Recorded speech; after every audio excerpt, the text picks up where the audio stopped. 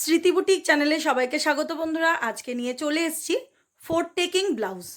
তো সূত্রের সাহায্যে 28 থেকে 50 ছাতির ফোর টেকিং ব্লাউজ কিভাবে বানাবে সেটাই ভিডিওর মাধ্যমে তোমাদেরকে দেখাবো। এখানে আমি কতগুলো মাপ দিয়ে দিয়েছি, যে কটি মাপের প্রয়োজন। এখানে কিন্তু মাপটা যা খুশি তাই হতে পারে, সেটা কিন্তু তোমরা এবারে ভালো করে সূত্র অনুযায়ী মিলিয়ে যা যা হিসেব মতন মেলাতে হবে, বুঝে কোথায় যোগ দিতে হবে কোথায় কম করতে হবে সেটা বুঝে নিজেরা করতে হবে সেটা। এখানে হচ্ছে মাপগুলো হচ্ছে, দেখো, ঝুল রয়েছে 14, পুট রয়েছে 14, ছাতি 34, কোমর 28, সামনের গলা 7, পিছনের গলা 9 আর পয়েন্ট আছে 9.5। এই কটি মাপ দিয়ে ব্লাউজটা তৈরি করতে হবে। প্রথমেই বলি, এখানে রয়েছে ঝুল। ঝুলের সাথে সবসময় 1 যোগ দিতে হয় ব্যাক পার্টের জন্য। চলে, এখানে 14 রয়েছে, তার সাথে 1 যোগ দিলে দাঁড়াবে কত? 15 ইঞ্চি। আর এখানে যোগ দেবো হচ্ছে ছাতির সাথে। ছাতি রয়েছে 34, দেখো, এই দেখো, এখানে ছাতি 34, সেখানে কিন্তু 36 হতে পারে, 38 হতে পারে, 40 হতে পারে, যা খুশি তাই হতে পারে। এখানে ছাতি 34, 34-এর সাথে 2 যোগ দেবে। যখন লাইলিন দেওয়া ব্লাউজ করবে তখন 2 যোগ দেবে, যখন লাইলিন ছাড়া করবে তখন 1 যোগ দেবে। 34-এর সাথে 2 যোগ দিলে হচ্ছে 36, 36কে হাফ করলে 18, 18-র হাফ 9। মানে ব্লাউজটা আমরা যখন কাটিং করি তখন কিন্তু দু ভাজে নিয়ে কাটিং করি। তাহলে 2 ভাজ নিলে পরে কি হয়, 4 ভাগের 1 ভাগ হচ্ছে 9 ইঞ্চি দাঁড়াবে ছাতির ফিটিংস মাপটা। কারণ ব্যাক পার্ট আলাদা কাটছি, ফ্রন্ট পার্ট আলাদা কাটছি, 2 ভাজ করছি, সেটাই 4 ভাগের 1 ভাগ দাঁড়াচ্ছে 9 ইঞ্চি ফিটিংস। বোঝা গেল? এইবার দেখো, এখানে কিন্তু আর কোথাও যোগ দিতে হবে না। এবার যে পয়েন্টের মাপ রয়েছে তার সাথে যোগ দিতে পারো, 9.5 রয়েছে তার সাথে যোগ দেবে, সেটা আমি ভিডিও যখন বোঝাবো তখন দেখিয়ে দেবো। তার সাথে 1 ইঞ্চি কি হাফ ইঞ্চি যোগ দিতে হবে, সেটা পরে বলছি। এবার দেখো, এটা হচ্ছে ব্যাক পার্ট। এই ব্যাক পার্টটা কিন্তু যে কোনো ব্লাউজের ব্যাক পার্টটা কিন্তু যে কোনো ব্লাউজের ব্যাক পার্ট হতে পারে, বোম্বে কাটিংয়েরও হতে পারে, প্রিন্সেপ কাটেরও হতে পারে, মানে যে কোনো ডিপ নেকের এই ব্যাক পার্ট হতে পারে। তো এখানে আমি 4 ডটের ব্লাউজ করব। তো দেখো, এখানে প্রথমেই দেখো, এখানে রয়েছে ঝুল যোগ 1 বেশি। ঝুল যোগ 1 বেশি মানে কি? মানে 14 রয়েছে, 14-র সাথে 1 যোগ করে 15 ইঞ্চি, মানে এখান থেকে এখানের মাপটা হচ্ছে 15 ইঞ্চি ঝুল। এবার দেখো, এই যে এখানে হাফ ইঞ্চি রয়েছে, এই যে এখানে হাফ ইঞ্চি রয়েছে, যদি কাস্টমার সামনে হুক করতে চায় তাহলে পরে হাফ ইঞ্চিটা সামনে হবে, আর যদি ব্যাক পার্টে হুক করতে চায় তাহলে পরে ব্যাক পার্টে হবে। যেখানে কাস্টমার হুক করবে সেই পার্টেতেই কিন্তু হাফ ইঞ্চি নিয়ে নিতে হবে তোমাদের। এখানে যেহেতু ব্যাক পার্টে করছে তাই জন্য ব্যাক পার্টে হাফ ইঞ্চি নিয়ে নিচ্ছি। নেওয়ার পর ঝুল নেওয়ার পর এবার চলে আসবো পুট রয়েছে এখানে 14। তো ব্যাক ডিপ অনুযায়ী কিন্তু পুটটা নিতে হয়। আমি কিন্তু ব্যাকের ভিডিওতে অনেক দেখিয়ে দিয়েছি, তোমরা গিয়ে ব্যাকে গিয়ে একবার চেক করে নেবে। যে পুট 14, ব্যাক ডিপ এখানে রয়েছে যেহেতু 9, তাহলে পরে কত নিতে হবে তোমরা কিন্তু সেটা পুট ভাঙার নিয়মটা আমি দেখিয়ে দিয়েছি, সেটা একবার দেখে নেবে। এখানে হচ্ছে পুট ভেঙে দাঁড়িয়েছে হচ্ছে 5.5 ইঞ্চি, পিছনের ব্যাক পার্টে রয়েছে 9 ইঞ্চি, পুট রয়েছে 5.5 ইঞ্চি। এখান থেকে মানে হচ্ছে এই হাফ ইঞ্চি বাদ দিয়ে কিন্তু সমস্ত মাপটা করতে হবে। হাফ ইঞ্চি বাদ দিয়ে 5.5 ইঞ্চি নিয়ে নিয়েছি। এবার দেখো, এবার আসি গলা চওড়া।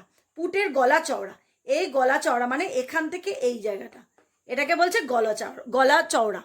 এই গলা চওড়াটা নিতে হবে 2 ইঞ্চি। তাহলে এখান থেকে এটা 5.5 ইঞ্চি আর এখান থেকে এটা 2 ইঞ্চি। পুটের লাইন শেষ হওয়ার পরেই নিয়ে নেব আর্ম লাইন। এই আর্ম লাইন কিন্তু পুট যা থাকবে তার থেকে হাফ ইঞ্চিও বেশি নিতে পারো বা 2 সুতো বেশি নিতে পারো। তো 5.5 পুট আছে, এখানে 5.5 2 সুতো নেওয়া যাবে, অথবা 6 ইঞ্চিও নেওয়া যেতে পারে। 40 আপ হলে সবসময়, যদি যোগ দেওয়ার পর 40 আপ চেস্ট হয় তাহলে পরে কিন্তু এই 6 ইঞ্চি মাস্ট নিতেই হবে, তার কম নেবে না, সবসময় 6 ইঞ্চি নেবে। যেহেতু এটা 36-এর ছাতি রয়েছে, যোগ দিয়ে 34-এর সাথে 2 যোগ দিয়ে 36-এর ছাতি, সেই জন্য এখানে 5.5 ইঞ্চি 2 সুত নিলেও কিন্তু হবে। যদি এটা 40 পার করতো বা 40 ইঞ্চি ছাতির মধ্যে হতো তাহলে পরে কিন্তু 6 ইঞ্চি দিয়ে শুরু করতে হতো। তো যাই হোক, এখান থেকে 5.5 নিয়েছি পুটটা, আমি নিয়ে নিলাম এখানে 5.5 ইঞ্চি 2 সুত বা 6 ইঞ্চি। নেওয়ার পরে ঠিক এই ব্যাকের দিকে দেখো, এই দিকটা এখানে একটা 2 সুতে মার্ক করেছি। এর ভেতরে 2 সুত কি হাফ ইঞ্চি ভেতরে একটা দাগ দেবে, দিয়ে ঠিক এখানের সাথে স্ট্রেট করে মিলিয়ে দেবে।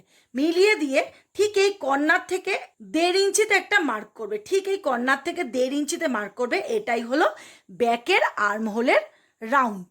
বোঝা গেল? এইবারে এইটা এই ভেতরের দিকে যে দাগটা রয়েছে তার সাথে টাচ করবে না, বাইরের দিকে যে লাইনটা রয়েছে তার সাথে টাচ করে একটা রাউন্ড দিয়ে দেবে। হলে লাইনটা শেষ হয়ে গেল। হওয়ার পরে এইবার দেখো এই যে ছাতির মাপটা দেখো, এখানে রয়েছে ছাতির 4 ভাগের 1 ভাগ, তার সাথে 2 বেশি, মানে হচ্ছে 4 ভাগের 1 ভাগ বলতে এখানে কিন্তু আমি যোগ দিয়ে 4 ভাগের 1 ভাগ বুঝিয়েছি। কখনোই কিন্তু এই 34 ছাতির 4 ভাগের 1 ভাগ নেবে না, তাহলে কিন্তু ব্লাউজটা টাইট হয়ে যাবে, কাস্টমার কমফোর্টেবলভাবে পরতে পারবে না। তাই জন্য সবসময় ছাতি যা থাকবে তার সাথে যদি লাইলিন দেওয়া হয় 2 ইঞ্চি, লাইলিন ছাড়া হলে 1 ইঞ্চি যোগ দিয়ে তার 4 ভাগের 1 ভাগ নেবে। ছাতির 4 ভাগের 1 ভাগ নিয়ে তার সাথে 2 ইঞ্চি বেশি, 2 বেশি বলতে এই পাশের 2 বেশি, এটা হচ্ছে অতিরিক্ত নেওয়া হয়েছে পরবর্তী সময় লুজিংয়ের জন্য 2 ইঞ্চি বেশি নেওয়া হয়েছে। তো বোঝা গেল। আর যা মাপ কিন্তু সবসময় হাফ ইঞ্চি ছেড়ে মাপটা করতে হবে, এই হাফ ইঞ্চি নিয়ে কিন্তু মাপ করবে না। বোঝা গেল? এবার চলে আসি কোমরের দিকে। কোমরে দেখো এখানে রয়েছে বন্ধুরা 4 ভাগের 1 ভাগ প্লাস 1 টেকিং প্লাস 2 ইঞ্চি বেশি। কোমর যা থাকবে 28-এর সাথে সবসময় কোমর যাই থাকুক তার সাথে কোনো রকম এক্সট্রা যোগ দেওয়ার দরকার নেই। যদি কাস্টমার একটু লুজিং চায় তাহলে পরেই যোগ দেবে, না হচ্ছে দেওয়ার দরকার নেই। তো 28 রয়েছে, 28-এর হাফ করলে হচ্ছে 14, 4 ভাগের 1 ভাগ দ্বারা হচ্ছে 7 ইঞ্চি, 1 ইঞ্চি টেকিংয়ের জন্য। এই যে টেকিংটা রয়েছে হাফ ইঞ্চি ডান দিকে হাফ ইঞ্চি বাঁদিকে দিয়ে কিন্তু এই টেকিংটা করা হয়েছে, আর 2 ইঞ্চি এক্সট্রা পরবর্তী লুজিংয়ের জন্য। বোঝা গেল এই ব্যাক পার্টটা? আচ্ছা, এবার আসি এই যে ব্যাকের যে লেন্থটা, এই যে ব্যাকের যে রাউন্ডটা কাটিং করা হয়েছে, এখানে ফিতে ধরে তেরচা করে বা স্ট্রেট লাইন করে এরকমভাবে মাপটা নিয়ে নেবে। কাস্টমার 9 ইঞ্চি চেয়েছে, তো নিয়ে এবার এখান থেকে যে এই যে এই চওড়াটা 2.5 থেকে 3 ইঞ্চি মতন চওড়াটা নেবে। 3টায় বেশি ভালো হয়, আর 2.5তে একটু ছোট হয়ে যায়, তো 3-এর মধ্যে নিয়ে নেবে, নিয়ে রাউন্ড শেপটা দিয়ে নেবে। তাহলে ব্যাক পার্টটা বোঝা গেল বন্ধুরা। চওড়াটা রেখেছি, গলা চওড়াটা যে রেখেছি 2 ইঞ্চি মতন, ঠিক এখান থেকে হাফ ইঞ্চি মতন ডাউন করে দিয়েছি, দিয়ে আর এই পুট লাইনের সাথে মিলিয়ে দিয়েছি। তাতে কি হয়, হাফ ইঞ্চি ডাউন করলে কাঁধ থেকে কাপড়টা পড়ে যাওয়ার, ব্লাউজটা পড়ে যাওয়ার চান্স অনেকটা পরিমাণে কমে যায়। কারণ এখানে হাফ ইঞ্চি কেটে ফেলে দিতে হবে, তারপরও আরও হাফ ইঞ্চি এখানে সেলাইতে চলে যাবে, তাহলে কি হবে, জায়গাটা একটু কোন শেপে চলে আসছে, তার জন্য কাঁধে ভালো করে বসে যায়। এই টিপসটা কিন্তু তোমরা ফলো করতে পারো চুড়িদার, ব্লাউজ সব কিছুর ক্ষেত্রে। আর এখানে যে নিচে যে টেকেনটা রয়েছে, এই টেকেনটা হচ্ছে কোমরের 4 ভাগের 1 ভাগ যেটা দাঁড়াচ্ছে সে তার হাফ করতে হবে। কোমরে 4 ভাগের 1 ভাগ যেটা দাঁড়াচ্ছে মানে 7-7-এর হাফ হচ্ছে 3.5, মানে এখান থেকে এটা 3.5 চওড়াটা নিতে হবে, নিয়ে আর এখান থেকেও 3.5 চওড়া নিতে হবে, নিয়ে স্ট্রেট লাইন টেনে দিতে হবে। আর হাইটটা রাখতে হবে লংটা 4, 5, 6 মতো রাখতে হবে। ব্যাক পার্টটা টোটাল কমপ্লিট হয়ে গেল। এইবার আসি ফ্রন্ট পার্টে। ফ্রন্ট পার্টে এই পার্টটাকে এরকমভাবে, এটা তো ড্রয়িং করা হয়েছে, যখন কাপড়ে হবে এই পার্টটাকে পুরো বসিয়ে নেবে, নিয়ে তার ঠিক নিচে 1 ইঞ্চি এক্সট্রা আরও মার্ক করতে হবে। ব্যাক পার্টে রয়েছে 14 1 15, আর এখানে রয়েছে 14 2 16। 1 ইঞ্চি তো আগে থেকেই ছিল, আরও 1 ইঞ্চি এক্সট্রা নিলাম এই টেকিনের জন্য। টেকিন দিতে গেলে যে কাপড়টা যে এখান দিয়ে যে সেলাই হবে, এখানে সেলাই হবে, তাহলে পরে তো ছোট হয়ে যাবে, সেই জন্য 1 ইঞ্চি এক্সট্রা নিতে হচ্ছে। দেখো এখানে দেখো এই লম্বাটা ঝুল প্লাস 2 বেশি, মানে ঝুল যা থাকবে মানে ঝুল 14, তার সাথে 2 ইঞ্চি বেশি। যদি তোমরা ব্যাক পার্টটা বসিয়ে করো কিন্তু তাহলে কিন্তু 1 ইঞ্চি বেশি দেবে, আর যদি ব্যাক পার্ট না বসাও তাহলে 2 ইঞ্চি বেশি দেবে। বোঝা গেল? নিয়ে নিলাম ঝুল প্লাস 2 বেশি। নেওয়ার পরে চলে যাই পুটের দিকে। যা পুটে এই ব্যাক পার্টে রয়েছে সেম এখানেও তাই হবে। এখানেও 1/2 ইঞ্চিতে ডাউন করেছি, এখানেও 1/2 ইঞ্চিতে ডাউন করেছি। আর্ম হোলের লাইনটাতে চলে আসি, এই আর্ম লাইনেতে চলে আসি, আর 5.5 শেষ হওয়ার পরেতে এই স্ট্রেট লাইন টানলাম। টেনে ভেতর দিকে যে 2 সুত মতো নিয়েছিলাম, 2 সুত নিয়ে এখান থেকে ব্যাক পার্টে 1.5 ইঞ্চিতে মার্ক করেছিলাম। ঠিক এখান থেকে এই ভেতরে যে 2 সুত মার্ক করেছি তার থেকে 1 ইঞ্চি, 1 সুত কি 1 ইঞ্চিতে একটা কর্নার থেকে মার্ক করব। সেটাই হয়ে যাবে কিন্তু ফ্রন্টের আর্মহোল। আর ফ্রন্টের আর্মহোলের কিন্তু এই রকম যে ভেতরে যে লাইনটা রয়েছে তাতে টাচ করে কিন্তু রাউন্ড শেপটা দিতে হবে। আচ্ছা, এবার চলে আসি গলার দিকে। গলাতে তো 2 গলা চওড়া নেওয়া আছে। ঠিক এখান থেকে তেরচা করে ফিতেটাকে ধরবে, এই কর্নার থেকে, এখান থেকে নিয়ে এই কর্নারে তেরচা করে ফিতেটা ধরবে। ধরলে যদি কেউ 6, যেমন এর রয়েছে সামনের গলা 7, যদি কেউ 6 চাইতো তাহলে পরে তোমরা 6.5 মার্ক করতে, 7 চাইলে 7.5 মার্ক করতে পারো। তো এইরকমভাবে তেরচা করে মাপ যা চাইবে মার্ক করে নেবে। নিয়ে এখান থেকে এই চওড়াটা 2.5 ইঞ্চি মতন দিয়ে রাউন্ড শেপ করে দিয়ে দেবে। এখানে রাউন্ড শেপ, পান শেপ বা সুইট হার্ট নেক সব কিছু শেপই দিতে পারো, দিয়ে নিতে পারো। বোঝা গেল এটা। এবার চলে আসি ছাতির লাইনে। তো ছাতির লাইনে ছাতি 4 ভাগের 1 ভাগ এখানে ছিল, ব্যাক পার্টে ছাতির 4 ভাগের 1 ভাগ, মানে যা ছাতি ছিল, মানে 34 ছাতি ছিল তার সাথে 2 যোগ দিয়ে 36, 36কে হাফ করলে 18, 18 হাফ করলে হচ্ছে 9, 4 ভাগের 1 ভাগ হচ্ছে 2 ভাজে কাটিং করা হচ্ছে 9, আর তার সাথে 2 দিয়ে হচ্ছে 11 ইঞ্চি। এখান থেকে এই ছাতিটার মাপ নেওয়া হয়েছিল। ফ্রন্ট পার্টে নেওয়া হচ্ছে 9 ইঞ্চি তো বটেই, ছাতির 4 ভাগের 1 ভাগ যোগ দিয়ে, মানে মেন ছাতির সাথে যোগ দিয়ে 4 ভাগ, আরও 1/2 ইঞ্চি নিচ্ছি টেকিনের জন্য। টেকিনটা যে করা হবে তার জন্য কাপড়টা শর্ট পড়ে যাবে, তাই জন্য আরও 1/2 ইঞ্চি এক্সট্রা নিয়ে নেব। আরও 2 ইঞ্চি বেশি সেটা এক্সট্রা লুজিংয়ের জন্য রয়েছে। তাহলে ব্যাক পার্টের সাথে এর তুলনা হচ্ছে 1/2 ইঞ্চি আর একটু বেশি হবে। বোঝা গেল? পয়েন্টের মাপ এই কর্নার থেকে ফিতে ধরে ঠিক এইখানে পয়েন্টের, কাস্টমারের পয়েন্টের মাপটা কিন্তু খুব ইম্পর্টেন্ট। পয়েন্টের মাপ যা দাঁড়াবে, সবার কিন্তু পয়েন্টের মাপ এক হয় না। এখানে কাস্টমারের পয়েন্টের মাপ আছে 9.5, তো আমি এখানে 9.5 রয়েছে। এখানে তোমরা 10 থেকে 10.5-এর মধ্যে রাখতে পারো পয়েন্টের মাপটা। তো আমি এখানে 10.5 নেব। কেন নেব? কারণ আমার কিন্তু এখানে দেখো কাটিংয়ে 1/2 ইঞ্চি ডাউন করা রয়েছে, এই 1/2 ইঞ্চি কেটে বাদ যাবে, আরও 1/2 ইঞ্চিতে মোড়ায় যাবে, তাহলে কিন্তু ব্লাউজটা ওপরে উঠে যাবে। সেই কারণে কিন্তু আমি এখানে 10.5 নিচ্ছি। যদি তোমরা ডাউন না করো তাহলে কিন্তু 10 নিয়ে নেবে, যা থাকবে তার সাথে হাফ যোগ করে দেবে। এখানে ডাউন করছি বলে আমি এখানে 10.5 নিচ্ছি। তো এখান থেকে এই ভুলটা হচ্ছে 10.5। বোঝা গেল? যেই 10.5 হচ্ছে, এখান থেকে এই ফিতেটা এরম ধরে পয়েন্টের চওড়ার মাপ, এই পয়েন্টের চওড়া, এই চওড়াটা হচ্ছে তোমাদের ছাতি যা থাকবে 10 ভাগের 1 ভাগ নিতে হবে। ছাতি যা থাকবে এখানে কিন্তু ছাতির সাথে যেটা যোগ দিচ্ছ সেই মাপটার সাথে কিন্তু 10 ভাগের 1 ভাগ নেবে না, 34-এর সাথে 10 ভাগের 1 ভাগ নেবে। বোঝা গেল? 10 ভাগের 1 ভাগ যা থাকবে 10 দিয়ে ভাগ করবে, 10 দিয়ে ভাগ করলে দাঁড়াবে হচ্ছে 3.4 দাঁড়ায়। তো তোমরা এখানে নিয়ে নেবে। যদি এখানে 40 হতো তাহলে পরে হতো 4 ইঞ্চি নিয়ে নিতে। তো এরকম যা থাকবে ছাতির মাপটা, তাই কিন্তু তার 10 ভাগের 1 ভাগ মাপটা নিয়ে নেবে। এটাই কিন্তু নিয়ম, সূত্র, সবার ক্ষেত্রেই কিন্তু একই নিয়ম।